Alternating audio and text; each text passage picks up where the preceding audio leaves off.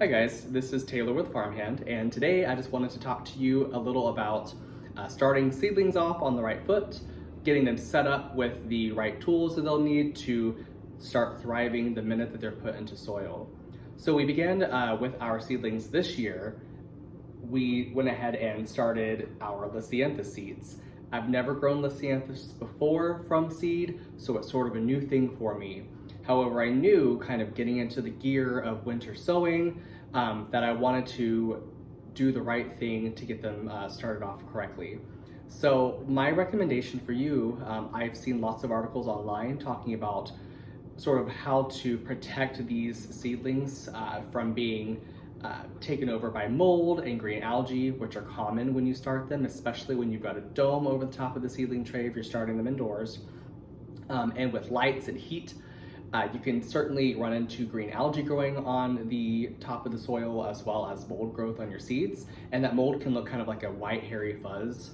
So essentially what can truly protect them, and a lesson that I learned last year, is what you can do is use vermiculite in order to sprinkle over the tops of your seedlings in your tray.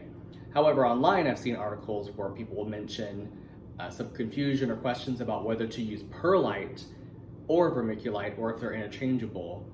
With perlite, one thing to remember is it's really good to mix into soil or mix into a compost if you're looking to seek drainage, good drainage for that plant, which is why they're good for cacti and succulents, but probably not the best in the case to sprinkle over the top on seedlings. Now, some of you might do that, and that's okay.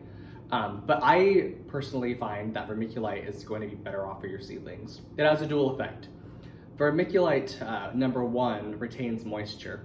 So when you are either bottom watering or watering, if you're using a spray canister over the top of your seedlings with a fine mist, they'll keep that moisture, and as the soil dries out, it'll release that moisture into the soil. The other effect that vermiculite has for your seedlings is it also mitigates the amount of mold or green algae that can develop on the tops of the soil in your seed trays. And by doing that, essentially the way it works is it's taking out any moisture that might exist on the top of that soil there. Otherwise, last year what I ran into is it could take a day or 2 days. You open your seed tray, you look inside, and it's just a complete green fuzz on the top of them. Or you open your seed tray and you see that there's just white mold growing all over them. Number one, don't overwater too much. Keep a good balance of things. But with vermiculite, it can really help sort of counter that issue, because you'll find it's very easy. And those of you who have grown seeds, started seedlings before, you can find how easily they can develop green algae or mold as well. So my recommendation, give it a try. In this instance, I've got an example here. I've actually sprinkled just a little bit on the top of this one.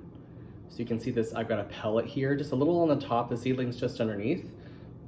Also, with the Lisianthus seeds that I grew, they require light in order to germinate.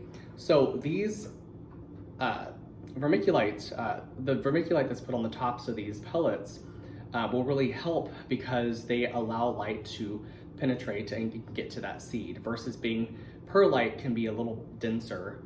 The vermiculite will actually allow more light to pass through and get to that seed, just being sprinkled over the top. I didn't cover these heavy with vermiculite. Just a little dressing on the top, just enough, like I said, to take in any excess moisture, and then once the seed pellet dries, or the soil pellet dries out, it can release the moisture back into it, sort of a balancing effect. So anyway, that's kind of a little tip I wanted to share with you guys today. I just got done putting vermiculite on my seedlings, and wish me luck. I've never done Lisianthus.